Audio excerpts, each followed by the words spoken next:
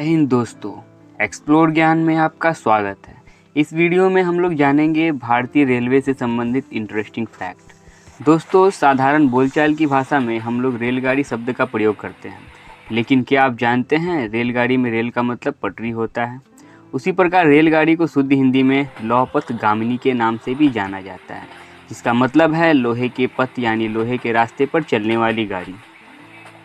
दोस्तों, आपने ट्रेन में कई बार सफ़र तो किया ही होगा और सफ़र के दौरान ट्रेन के अंदर और ट्रेन के बाहर ऐसी बहुत सी चीज़ें देखी होंगी जिन चीज़ों के पीछे का कारण शायद आपको पता नहीं होगा। जैसे रेलवे ट्रैक के बगल में एल्यूमिनियम बॉक्स किस लिए होता है और ट्रेन के ऊपर लगे आकृति क्यों बने होते हैं, और जब ट्रेन रुकती है तो एक प्रकार की ध्वनि उत्पन्न करती है, कुछ इस प्रकार की ध्वनि।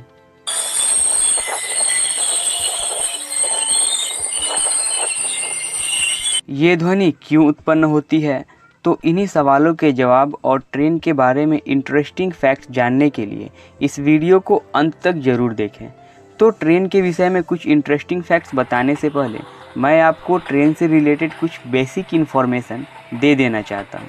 दोस्तों, एक ट्रेन में जनरली 24 कोच होते हैं और एक कोच की लंबाई 22 मीटर से लेकर 24 मीटर तक होती है। और दोस्तों, ये जो आप देख रहे हैं इसे कोच कहते हैं और एक कोच में लगभग 72 सीटें होती हैं। तो फ्रेंड्स, आप सोच रहे होंगे कि इस बोगी को मैं कोच क्यों कह रहा हूँ। तो दोस्तों, इस पार्ट को जिसे हम बोगी कहते हैं इसे वास्तव में बोगी नहीं बल्कि कोच कहा जाता है। और ये जो पार्ट दिख रहा है वास्तव में इसे बोगी कहते हैं, जो पूरी कोच का भार उठाती है। और एक कोच में 2 बोगी लगे होते हैं और एक बोगी में 2 एक्सेल होते हैं। इसी प्रकार एक एक्सेल में 2 पहिए लगे होते हैं। और टोटली देखा जाए तो एक कोच में 2 बोगी लगे होते हैं और दोनों बोगी के एक्सेल को गिना जाए तो दोनों बोगी को जोड़कर एक कोच में 4 एक्सेल लगे होते हैं और चारों एक्सेल को जोड़ा जाए तो एक कोच में टोटल 8 चक्के लगे होते हैं। फ्रेंड्स, रेलवे से संबंधित इंटरेस्टिंग फैक्ट्स शुरू करते हैं। फैक्ट नंबर 1, क्या आपको पता है ट्रेन में जो फ़ैन और बल्ब लगे होते हैं वो हमारे घर की बिजली से नहीं चल सकते। इसके पीछे का कारण यह है कि ट्रेन के फ़ैन और bulb 110 volt DC electricity supply से चलते हैं, जबकि हमारे घर में 220 वोल्ट की इलेक्ट्रिसिटी सप्लाई आती है। घर की इलेक्ट्रिसिटी से ट्रेन का फ़ैन और बल्ब नहीं चलाया जा सकता और ऐसा सिस्टम रेलवे ने इसलिए किया क्योंकि पहले ट्रेन में फ़ैन और बल्ब की भी चोरी हुआ करती थी। इसलिए रेलवे ने ऐसा सिस्टम बना दिया जिससे यदि कोई फ़ैन या बल्ब चोरी भी करता है तो ये उसके किसी काम की नहीं, क्योंकि ये हमारे घर की इलेक्ट्रिसिटी से चलेंगे ही नहीं। और रेलवे की इस सिस्टम के बाद पंखों और बल्ब की चोरी में काफ़ी कमी भी आई। फैक्ट नंबर 2, क्या आप जानते हैं ये जो ट्रेन के कोच में जो 5 डिजिट के नंबर होते हैं इसका मतलब क्या है? इस 5 डिजिट में पहला 2 डिजिट उस वर्ष को दर्शाता है जब उस कोच को बनाया गया था और लास्ट के 3 डिजिट उस कोच के कैटेगरी को बताते हैं कि वो कोच किस प्रकार का है, यानी वो जनरल कोच है या रिजर्वेशन कोच है या एसी कोच है। जैसे कि आप इस कोच में इस 5 डिजिट के नंबर को देख रहे हैं, इसमें पहला 2 डिजिट का मतलब हुआ कि ये कोच वर्ष 2004 में बनाया गया था और बाद के 3 डिजिट्स का मतलब ये हुआ कि ये कोच एसी कैटेगरी का है। तो अब हम लोग जानेंगे ट्रेन के कोच के कैटेगरी को नंबर के अकॉर्डिंग कैसे पहचानें। फ्रेंड्स, 1 नंबर से लेकर 200 नंबर तक वाले कोच एसी कैटेगरी में आते हैं और 200 नंबर से लेकर 400 नंबर तक वाले कोच स्लीपर कोच होते हैं। इसी प्रकार 400 नंबर से लेकर 600 नंबर तक के कोच जनरल कैटेगरी वाले कोच होते हैं।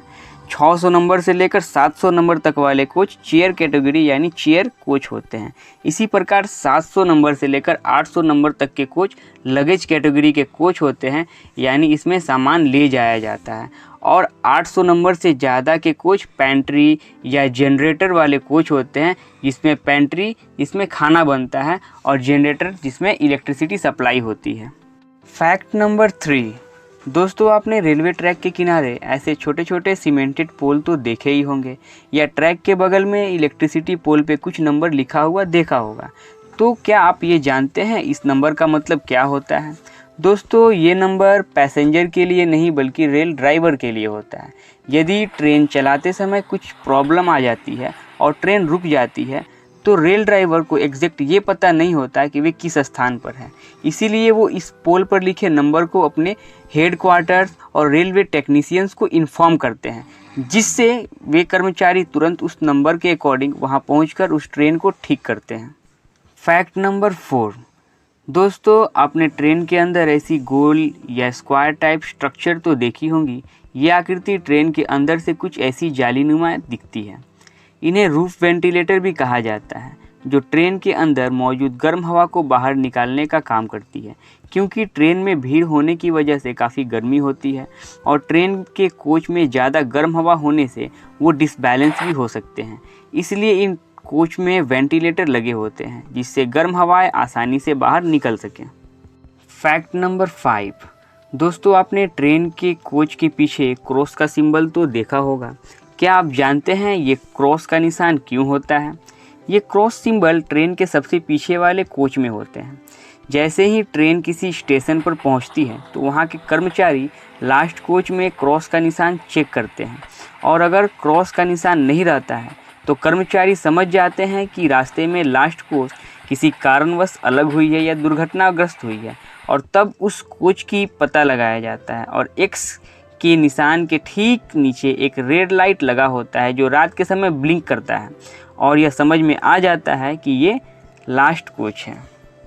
फैक्ट नंबर 6, दोस्तों आपने ट्रेन के कोच को जोड़ने वाले इस आकृति को तो देखा ही होगा, जो कि मैग्नेट की तरह देखने में लगता है और लोग इसे मैग्नेट भी समझते हैं, लेकिन ये कोई मैग्नेट नहीं, इसे साइड बफर कहा जाता है। पहले के ट्रेन में अलग अलग कोच को आपस में जोड़ने के लिए स्क्रू पॉपलर यूज किया जाता था। स्क्रू पॉपलर में 2 कोच एक हुक की सहायता से जोड़कर स्क्रू से टाइट किया जाता था, जिससे ट्रेन चलते समय दोनों कोच मजबूती से आपस में जुड़े रहते थे। लेकिन ट्रेन के रुकते समय दोनों कोच के आपस में कोलैप्स होने का खतरा भी बना रहता था। इसीलिए इस प्रॉब्लम से बचने के लिए कोच को आपस में जोड़ने के लिए साइड बफर का इस्तेमाल किया जाने लगा, और इससे कोच के आपस में कोलैप्स होने का खतरा भी काफ़ी कम हो गया। फैक्ट नंबर 7, दोस्तों आपने ट्रेन की पटरियों पे रेलवे कर्मचारियों को ट्रॉली चलाते हुए तो कई बार देखा होगा। तो क्या आपको ये पता है कि ट्रॉली से क्या काम होता है? इस ट्रॉली में एक अल्ट्रासोनिक डिटेक्टर डिवाइस लगा होता है। इससे ट्रेन की पटरियों में मौजूद खराबी का पता लगाया जाता है। ये अल्ट्रासोनिक डिटेक्टर डिवाइस ट्रेन की पटरियों में साउंड वेव प्रोड्यूस करते हैं, और जब साउंड वेव 100% वापस नहीं आता तब ये गैजेट पता लगा लेता है कि पटरी में कुछ खराबी है, और रेलवे कर्मचारी उस पटरी की जांच करते हैं और उसे ठीक करते हैं। फैक्ट नंबर 8, दोस्तों जब ट्रेन रुकती है तो कुछ इस प्रकार की साउंड प्रोड्यूस होती है। क्या आपको पता है ये साउंड कैसे और क्यों प्रोड्यूस होती है? तो फ्रेंड्स, ये जानने के लिए आपको ट्रेन के ब्रेक सिस्टम को समझना होगा। ट्रेन के व्हील्स यानी चक्कों में पहले से ब्रेक लगा रहता है। जब ट्रेन को स्टार्ट करना होता है तो ड्राइवर ट्रेन में मौजूद कंप्रेसर को इन पाइप के द्वारा ट्रेन के ब्रेक शूज़ में हवा प्रेशर देते हैं, जिससे ट्रेन के चक्के के ब्रेक शूज़ 5 मिलीमीटर पीछे हो जाते हैं, जिससे ट्रेन चलने लगती है। और जब ट्रेन को रोकना होता है तो ट्रेन के ड्राइवर ब्रेक शूज़ से हवा को प्रेशर को निकाल देते हैं, जिससे ट्रेन रुक जाती है, और प्रेशर निकलने से एक प्रकार की ध्वनि सुनाई देती है, जो कुछ इस प्रकार की होती है। और इस पाइप के द्वारा ट्रेन के ब्रेक सिस्टम को कंट्रोल भी किया जाता है, और ब्रेक शूज़ में हवा भरने या निकालने का काम इन पाइप के द्वारा होता है। फैक्ट नंबर 9, यात्रियों की सुरक्षा रेलवे के लिए सर्वोपरि है। दुर्घटना रोकने और हादसों का पता लगाने के लिए रेलवे कई इंतजाम करता है। सुरक्षा प्रबंधों में कोई कोताही नहीं बरती जाती। ट्रेन के पहिए, पटरियों और अन्य चीज़ों को खास तरीके से बनाया जाता है। सुरक्षा और निगरानी के लिए कई उपकरण भी ट्रेन के अंदर, पटरियों पर और ट्रैक के साइड में लगाए जाते हैं।